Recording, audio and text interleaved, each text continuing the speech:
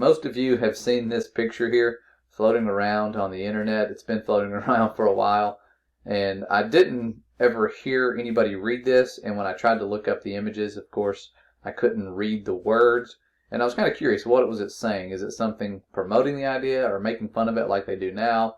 And so I wanted to read it, and I found a clear copy where you can actually read this thing instead of just seeing the picture and kind of guesstimating what it was talking about. But when I was looking to find out if anyone had actually done a video about this and what it says and who the people were it was talking about, if you go to YouTube and it does the same things it always does, when you type in flat earth or anything to do with that, how the sun works, or anything about that specific topic, you're going to get the exact same videos in the exact same order, and you will not find what you're looking for. They've designed it that way for an obvious reason. It's just to get the people who won't look beyond this to go the other direction. But I've seen some new videos pop up, a couple of them here. This is from 2 days ago, and this is from yesterday here from DreamWorks TV. And if you have ever tried to get your videos to show up on this list and beat the algorithms, it's just impossible. You can't do it anymore. So these people are promoted disinformation channels, and you can see their cartoons and the ancient people already just from the little things you're seeing here. But I clicked on this to see what it's talking about, and just to leave a quick comment like a lot of you do. So I left a little comment, and I started scrolling through and looking at the comments. But first I realized this thing, even though they have 5.9, almost 6 million subscribers, this thing only has almost 4,000 views. Not quite there yet. But it has more than 50% dislike ratio. That's pretty incredible for someone with this big of a following. That would mean they have millions of people that have clicked that button right here. And so I started looking at the comments, and I was impressed. These are very nice comments. They're not anyone making fun of the opposition. People are waking up, and it's a lot to do with how you all are presenting things, information, without being insulting and resorting to that. It's very easy to do that, especially in the early days. You get this chip on your shoulder because you're getting made fun of everywhere you go. And so it's easy to jump on that bandwagon. But some pretty good informative comments here, people putting stuff in here to kind of help open the eyes of other people. And you have to realize that with the way the internet is, even though you've done all this research and you've seen things back before there was censorship, a lot of the people coming to this video here are probably someone who typed in the 2 words that we usually can't say on here into the search engine and looked up proof or whatever and was brought to these videos. So they're only going to probably see your comment as a chance to find some information. So try to link them and respond to them with really good information so that they can get their eyes open and at least see the lies. It will help point them in the right direction. So I appreciate you guys taking apart and doing all of that. It really is starting to make a big difference in the long run here.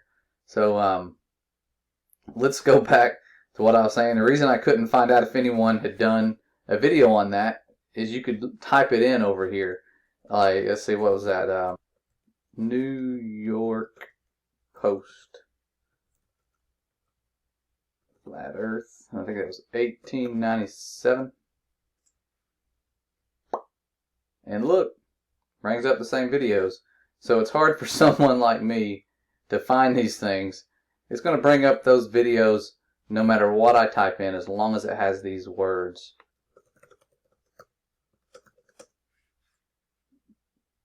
We'll get rid of that. So, same videos no matter what you type in. That's why I have a hard time finding out if anyone has done a video on certain topics. And of course, you do a video and somebody's like, that's old news. Before you woke up back in 2015, everybody knew that. So, yeah, I woke up in 2017, guys. Not that long ago. It seems like forever ago. But really, not that long ago. But here's the article. I'm going to go into some things about it, because I found it very interesting how history sort of repeats itself. And I've seen similar articles to this with similar arguments. But here's one. The title of this article is "The Earth is Flat." enthusiast who will attempt to prove this very curious theory. When I saw that, I was like, whoa, what is this article going to be about? This looks kind of cool. But it's the same type of stuff we see now. But it says, experiments are soon to be made on the coast of Florida for the purpose of demonstrating that the earth is not round, but flat. Strange as it may seem, there are still a great many people on this terrestrial ball who deny that it is a ball of any sort. The celebrated Professor William Carpenter, who died in Baltimore last September, was by no means the last of his faith. Well, that was some interesting wording, that he died and he's no longer the last of his faith. So I thought, he surely is one of those people who believes that the earth is stationary, and they are knowing, it's common knowledge back then, that there are more people like him, that he's not the last of his kind.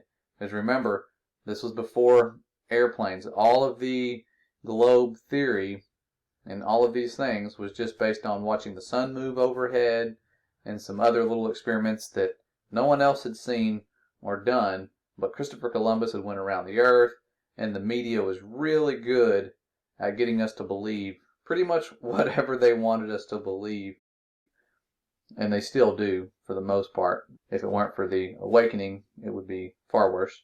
But I started looking into this guy to see what his experiments and accomplishments were, and I was quite impressed to see that he wrote a book called 100 Proofs the Earth is Not a Globe.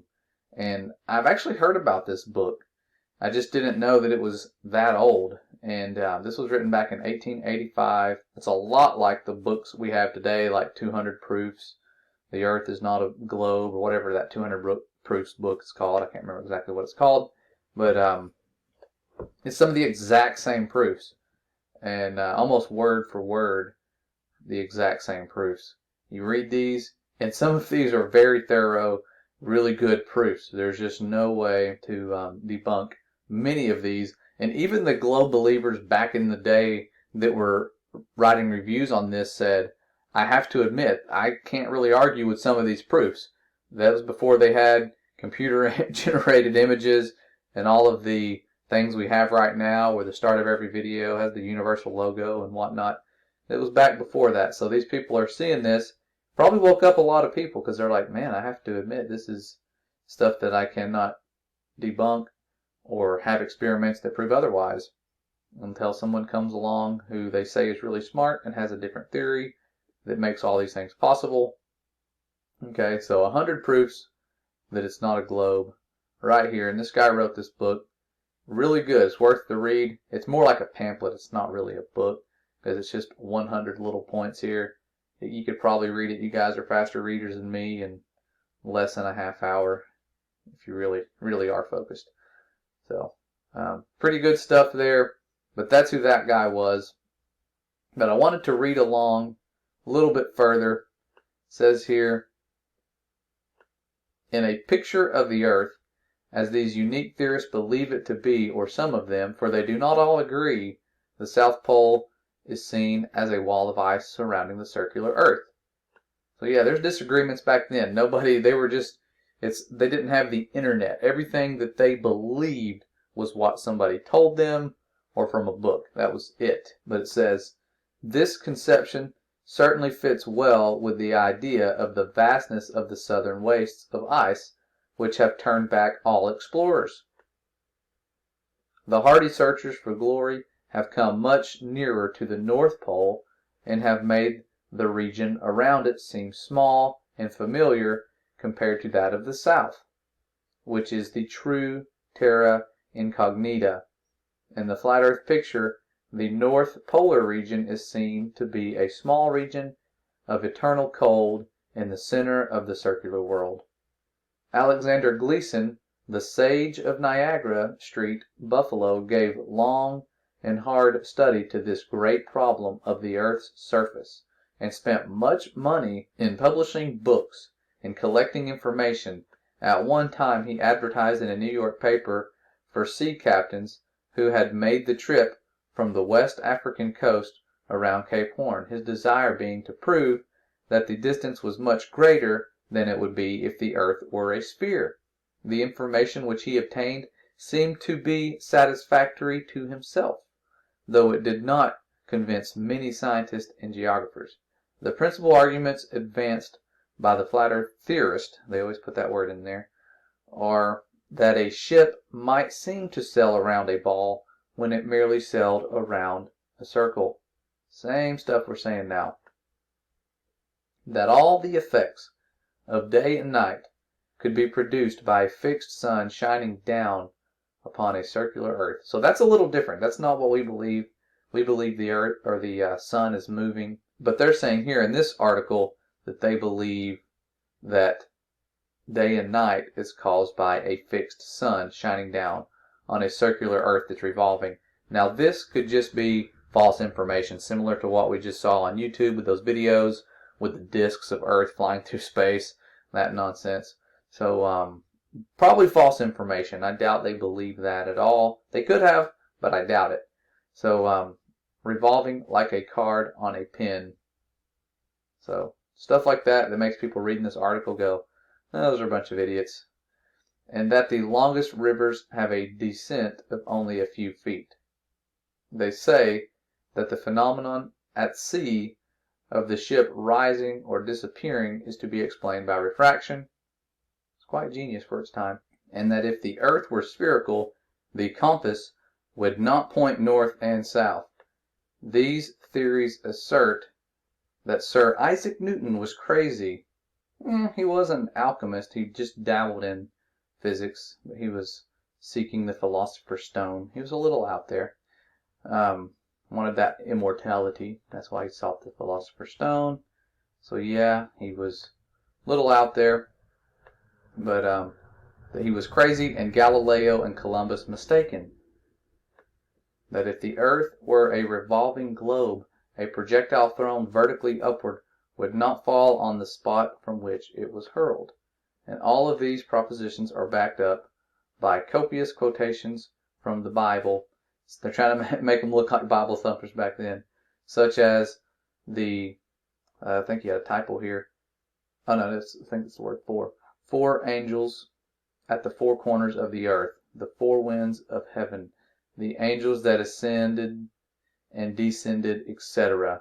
The underside of the earth having no sun is, say these dreamers, the place of darkness and damnation, in that it, let's word out, something reached only through the bottomless pit. So I'm really not sure. Some of these words are blurred out. So interesting stuff there. Again, here's the picture. This was from the 1800s. Many of you have seen this. It's been on Facebook recently, kind of resurfacing. I think it was sent out on Twitter a long time ago. But I like the description underneath it. If the earth were flat, this is how school maps would look. Can't even spell. My goodness. No, I'm just kidding. If a flat earther did that, we'd get a lot of heat. But typos back then, there was no backspace, so they just probably went, oh well, looks good enough. We tried. And had to print it. Not very easy back then with their technology and typewriters and ink. Not many of you ever used a typewriter, probably. Those things were kind of challenging. I remember trying to fix those things once they broke as a little kid. Playing around with those things. I just thought they were cool. Honestly, I just wanted to bang on them and see if I could type something. But not easy to use, and not many of you can relate to that struggle. So I'll forgive the guy for making a typo, because I make them all the time and they get pointed out, and that goes viral when you do it on YouTube and someone finds it, and it's all they have to go on. So but just interesting that they were doing the same kind of disinformation campaigns back then. This was the easiest way to change people's attention from something. Is just put it out there in plain sight, know that they're going to see it, and then make them look like Bible thumpers who are denying science and the terrestrial ball, they called it. So it's hard for me to think that so many people believed it was a ball back then with the lack of pictures, because pictures are what sold me on the fact that it was a ball. If I hadn't seen pictures as a 5-year-old kid, a 3-year-old kid, and just constantly seen those same few pictures flashed in front of my face, and globes everywhere, I wouldn't have believed in it. So I'm guessing, I mean, of course they had globes back then, I'm sure, but the pictures to me, and trusting, kind of like how we believed in Santa Claus because we saw the guy in a mall, and then you see him at a few malls, and it's like, how many malls do you have to see this guy at before you realize he's probably not real? You know, how many times does he appear on TV and look different than the one that you saw in the mall before you go, maybe I should have trust issues and investigate. Okay, so be the person who investigates when you see the fraud, because we are being lied to. This is something that sounds really dumb. We know. But people are waking up, and they're waking up so fast that they have to do things like this to stop it. I mean, it was exploding. It's still exploding. I've talked to people quite often who are just now waking up, and it's a spiritual awakening. This is a small part of it. Miracles are starting to happen like crazy. We just had one happen today, a beautiful miracle with one of my students that I love. This kid is a light, and he's going through some hard times, and can't really give out too much information, but he's been praying really hard and asking for help, and a miracle just happened today for this young man. And going into his senior year, he was about to have a really tough time, and I just want to give glory to the Father for what he did for this young man. He was about to lose out on his senior year with his dad being in the picture, and is going to get deported, and some miracles happened. This young man was able to have his prayers answered, and we were there when the court thing went down, and the attorney said this never happens. This had to be a miracle. This never happens this way. It doesn't end this way usually in this exact situation. She's seen it many times. So a miracle did happen. And I thank you guys for your prayers. A lot of you have been praying for our mother. I appreciate that. Me and my brother and I. And she says thank you because it's working. She's choosing to no longer do the chemo. It was definitely almost killing her. And I hate to see that happening to my mother that I love so much. So I thank you guys for keeping her in your thoughts and prayers. She's going through some spiritual battles right now. There's always doubt. You all know what that's like, the doubt when it comes in like a flood. So I just thank you all for lifting her up in your prayers. And that we all do that. We all unite for the common purpose of destroying the lies of religion and science and everything, and coming to the true source of truth, the Holy Spirit, the Father, the creator of everything, and knowing that he wants a relationship with us. That's perhaps the most humbling thing of all of this for me, is that he wants to be there for us, to heal us, and for us to just call him Father and love him. That's it. He already loves us. That's the important thing. And I couldn't believe it if I didn't experience it. I wouldn't believe that he could love somebody like me and heal me and even want to have a relationship with me after all the times that I did what I did, the dumbest things that I've done, how many times I've turned away. So the love is real. You need to experience it if you haven't. I'm telling you from experience and continual proof that the creator of everything that put us on this earth, there is a purpose, and it seems like things are getting crazy because they are. The enemy is running out of time. There's a lot of desperate moves going on. And I think spiritually most of you feel like something's about to go down. It has to do with deception. Really not 100% sure what it is, but just keep your eyes open. Keep on that full armor. In these days, we need to. People like me need to stop procrastinating like I have with our spiritual walks. There's so much more we need to be doing. So much more time. And it's hard. It is very hard in today's world. But be vigilant, stay sober, break free from those addictions that you guys have, that we all have.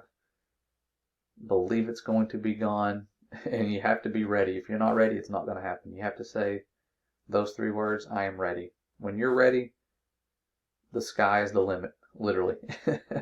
So, love you guys. I will be back soon, hopefully. Not really sure what's about to go down next. I'm feeling led certain directions, and I want to go in the directions away from what I want to do and focus on what we're supposed to be talking about right now and exposing and showing you all, because you're here for a reason and you are a beloved creation of the Most High, and I don't want to take that for granted and waste your time. So thanks again for all you guys do. Really do love you guys. The Father loves you. Take care.